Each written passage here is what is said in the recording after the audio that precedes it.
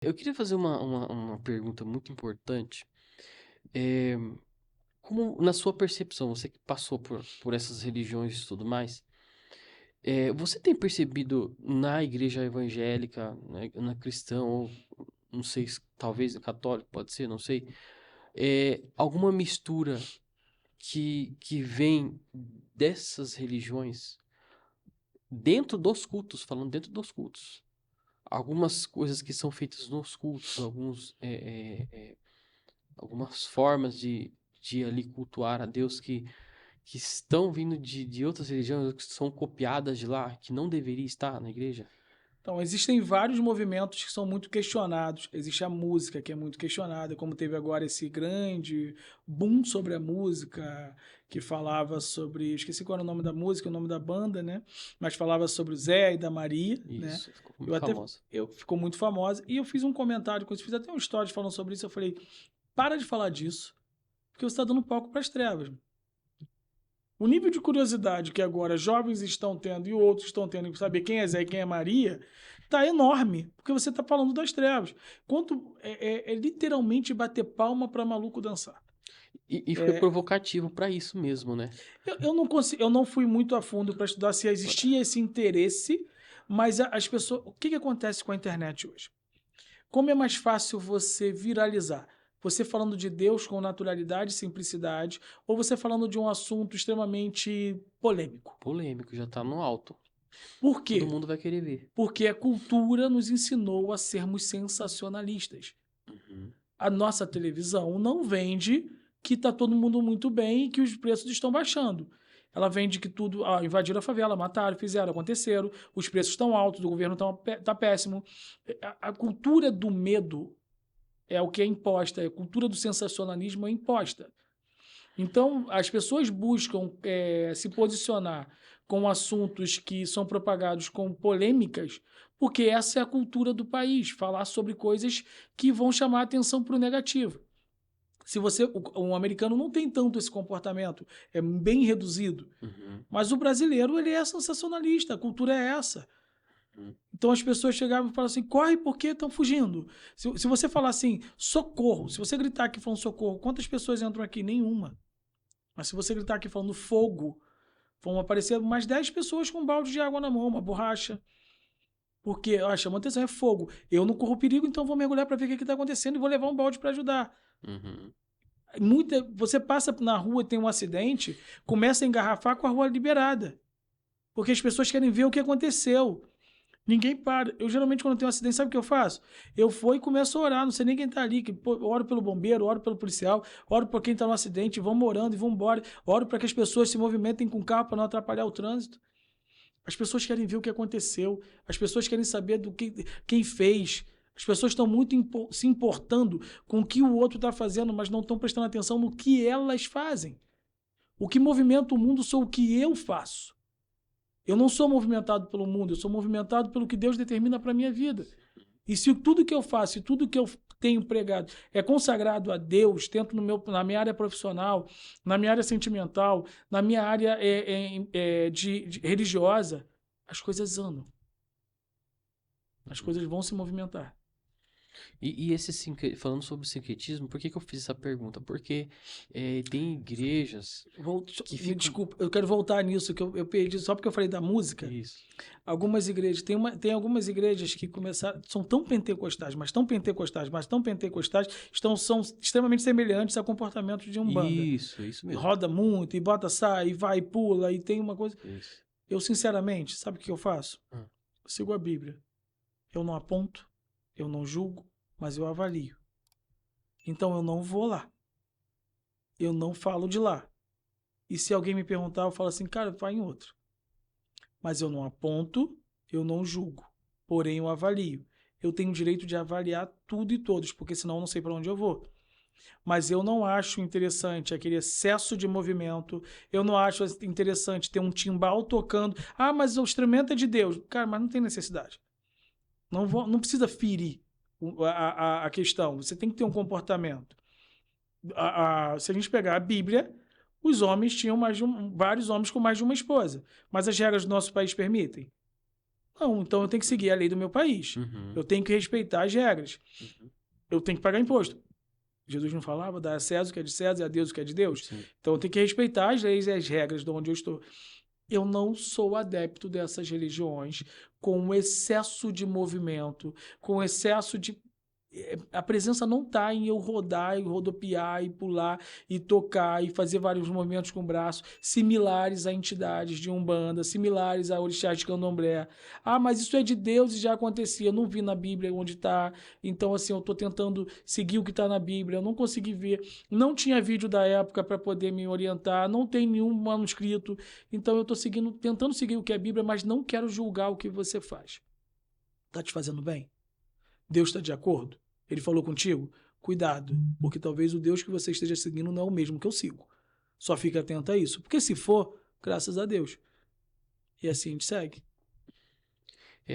Não só isso, mas tem algumas coisas, por exemplo, quando você menciona transe, quando você menciona música, e tudo isso daí é complicado, né? Você tem que tomar cuidado no ambiente da igreja. Hoje nós temos igrejas que adaptam o ambiente para realmente causar sensações na pessoa.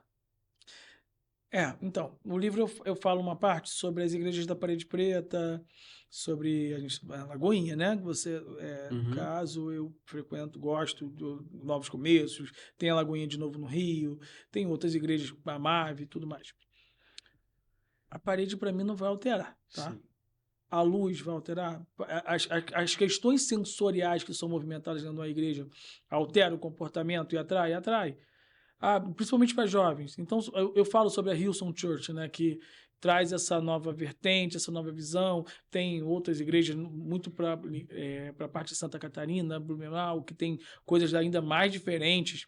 Tem uma agora que fez um evento como se fosse uma rave cristã e com a Eu já música. vi isso aí. E não tinha álcool nas bebidas, mas o comportamento... Eu não sou o que dita a minha entrega é o meu comportamento. Eu não preciso ir para uma rave cristã para poder me sentir bem, porque eu não quero as coisas do mundo, eu quero as coisas de Deus. Então, quando eu faço parte desses movimentos, eu estou dizendo, Deus, se não tiver isso na hora do juízo final, eu não quero ser salvo. Não é isso? Sim, claro. Se isso está me Obviamente. atraindo e acho interessante, estou indo na igreja por isso, eu não estou preocupado se a parede da igreja vai ser preta, se a parede vai ser branca, se vai ter luz, se não vai ter luz, se o ministério de louvor canta com mais fervor, se canta com menos fervor. Estou preocupado se tem Deus. A grande questão é a gente analisar. Será que se tirar isso aqui de mim, o que sobra aqui? Será que eu estou dependendo disso? Será que as escrituras é suficiente para mim? Será que eu vou desanimar? Será que eu vou continuar seguindo a Cristo por causa disso daqui? Isso é uma avaliação que todos Tem precisa muito fazer, jovem né? na tua igreja, não tem? Tem. Será que se a menina que ele gosta não tiver mais na igreja, ele está na igreja? Será que o menino que ela gosta, se não tiver na igreja, ele está na igreja? Porque os jovens estão indo pelos jovens. Eu preciso avaliar, né? Eu quero ir por Cristo. Precisa avaliar. Será que as pessoas estão indo só por Cristo, mas elas dispensam o Antigo Testamento? Porque Cristo está no Antigo Testamento. Sim, Ele era o Messias prometido. sim. Todos esperavam ele. Será que se eu pegar a metade da igreja que está falando de Jesus, de Marcos, de Mateus, de Lucas e João, e falar para ele assim, tem o Pentateuco, tem que ler também. Tem os profetas menores, tem que ler também. Tem Jó, tem Salmos, tem Provérbios, tem Cantares, tem que ler também. Tem Esther. O que a senhora leu de lá? O que o senhor leu de lá? Será que ele fica na igreja se eu falar para ele que ele tem que ler o Antigo Testamento todo sem se conectar com o Novo Testamento? É. Às vezes a gente vai pensando em muitas coisas que estão acontecendo, vai falando sobre muitos comportamentos e posicionamentos de igreja, mas a gente se distancia da única coisa que vai gerar a intimidade necessária para que o lugar não seja o cerne da questão, que é a palavra. Uma coisa eu acho que você há de concordar comigo, que quando o reino ele vai crescendo dentro de você, e você vai buscando, você vai retirando certas coisas da sua vida.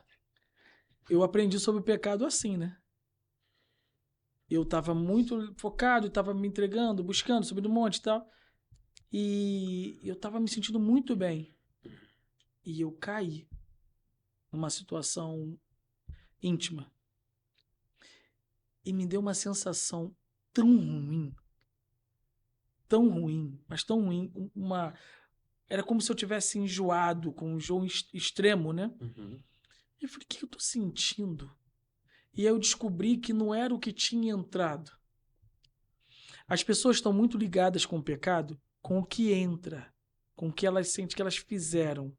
Não é o que entra que machuca no pecado, é o que sai.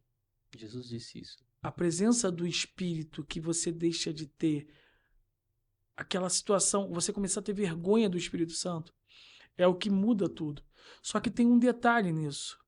Se você começar a se condenar, se martirizar, se você permitir o julgamento extremo e você não começar a se arrepender de verdade e começar a se buscar intimidade, gerar intimidade, pedir perdão a Deus de verdade, você cai de novo e de novo e de novo e de novo e você acaba se afastando de Cristo. Porque quando você peca, quando você erra, o melhor é você reconhecer com velocidade e se aproximar com velocidade ainda maior. Porque quando o Espírito Santo está longe, ele está querendo voltar a todo custo. Porque Jesus te ama. É verdade. E quando você não percebe isso e você continua naquela remoendo, ruminando, você tem mais dificuldade para se aproximar do Espírito. Então, quando a igreja te machuca, quando você peca, quando você cai, quando você fala um monte de coisa que não é legal, começa a buscar intimidade ainda maior para que o Espírito Santo volte com ainda mais força. Porque se o Espírito Santo estiver mais forte dentro de você, que você estiver mais conectado ao reino, mais difícil será de tu cair. É verdade. Bem assim mesmo. E, e falando disso daí, é, isso aí que a gente tava falando. E como que foi, o Oliver, como que você começou a se despertar para o evangelho ali? O que chamou a atenção? Que você, eu preciso sair disso aqui porque já não aguento mais. Assim, não, eu costumo dizer que literalmente assim, eu fui discipulado ali pela presença mesmo do Espírito, porque eu estava muito mal pelas questões profissionais, por questões financeiras, e eu fui me isolando, fui tendo a necessidade de me isolar, as coisas foram saindo da minha vida, eu fui perdendo as coisas, eu vivi uma dependência emocional aliado a isso, né, em conjunto a todo esse processo que tinha espiritual de transição. Eu já tinha a visão do videogame, né, o monstro sempre era maior, sempre tinha que fazer mais iniciação, mais alguma coisa, mais alguma coisa. E quando Deus foi afunilando de uma forma geral em todas as áreas, eu precisei de uma busca mais profunda. E como a gente falou lá no começo, eu sempre gostei de ler, eu lia muito e eu queria saber sobre muitas coisas. Só que essa busca agora foi na Bíblia. E eu queria saber muito sobre a Bíblia para entender. E o que me despertou? Quando eu lia na Bíblia e eu comparava com a minha vida. Eu lia na Bíblia e falava assim, eu estou vivendo algo similar a isso. Eu lia na Bíblia, eu estou vivendo isso. E eu comecei a comparar, dadas as devidas proporções, mas comparar movimentos de comportamento que aconteciam de pessoas na Bíblia na minha vida, e eu estava repetindo aquilo. A Bíblia é um manual da vida, como muitos pregam, mas as pessoas leem a Bíblia como se fosse um livro isolado. E essa aproximação do livro, a aproximação essa transição, ela vem com uma percepção de que se eu sou filho de Deus, se Deus me fez, se Deus me conhece desde o ventre da minha mãe, Deus me colocou muito dele. E a palavra é dele. Então eu não leio a Bíblia como um livro que eu não conheço. Eu starto a Bíblia. E isso, a partir do momento que eu vou startando a Bíblia, as coisas vão ficando mais fáceis, o entendimento mais fácil. E eu começo a não murmurar e principalmente a entender que eu não passava por um processo de derrota, eu passava por um processo de treinamento para a vitória. E que eu vou passar nesse treinamento até o final dos meus dias. Não é um treinamento que eu vou ter êxito agora. Não é um treinamento que eu vou ter êxito amanhã. É um treinamento que eu tenho que ter êxito todos os dias para as batalhas diárias. Todos os dias vão ter batalhas. Todos os dias vão ter situações que eu preciso vencer. E é só eu ter o bom ânimo, eu entender, eu não murmurar e seguir. Ah, Oliver, você não murmura de nada? Tu acha que não? Eu sou humano. Pecadores, né? Somos pecadores, né? Todos nós. Essencialmente É pecadores. Né? verdade. E, bom, aí você começa a ler a Bíblia, você começa a entender as Escrituras, e você começa você faz comparações com a sua religião, que você veio ali, e você começa a trazer clareza para você. Como é que a Bíblia te transforma As internamente? pessoas, quando transitam de religiões, elas comparam, né? Geralmente. Eu não comparei. Não. Eu não queria comparar porque eu não queria viver as outras religiões. Eu queria viver o novo. Então eu precisava entender. Eu tenho muita relação com a questão de sentir. Eu preciso sentir. Então eu comecei a sentir a Bíblia. Eu senti os ambientes que eu vivia, né? Os ambientes de igrejas e tudo mais. E eu comecei a construir um livro, né? E o livro me sustentava Você muito. queria deixar para trás tudo que foi, você queria botar Eu nunca fico. Eu preso. não fico voltando nas religiões, né? Eu não era kardecista e fui para outra e voltei lá. Aí fui para. Não volto, não tenho mais nada. Se eu sair dali é porque eu não tenho mais nada para fazer lá. Uhum. Né? Então, assim, não é um. Eu não saio de um relacionamento e volto para esse relacionamento. Eu não saio de uma religião e volto para essa religião. Eu não quero sair dessa religião que eu vivo hoje, eu não quero deixar de ser cristão, eu não quero deixar de ser evangélico, eu não quero deixar de viver para Cristo, eu não quero deixar de viver as coisas de Deus, mas eu tenho um total entendimento que não se trata de um templo, porque a igreja somos nós. E esse entendimento é o que me facilita. O entendimento que me mostra que não se trata de um pastor, que não se trata de um templo, que não se trata de um bispo, apóstolo, que não se trata de pessoas, e sim da minha relação diretamente com o Pai, facilita muito a minha vida. Ah, com certeza, né? Que daí você vai, em vez de você colocar alguém no meio, você vai diretamente você e Deus na sua intimidade, né? Você começou a. Mas você foi numa igreja, você aceitou Jesus ali, ou não? Como é que foi? Você começou a ler Aceitei a Bíblia em Jesus casa 18 sozinho? vezes. 18 vezes? 18 vezes. Meu Deus. Levantava a mão, aceitava. E lá na frente. Tinha vezes que eu aceitava até errado, que eu não entendia. Então você levanta a mão. Já estava levantando a mão, porque eu não estava aguentando mais. E chegou um dia na Lagoinha, em Alphaville. Tava no culto, das 18 horas, se eu não me engano, que era o culto lá.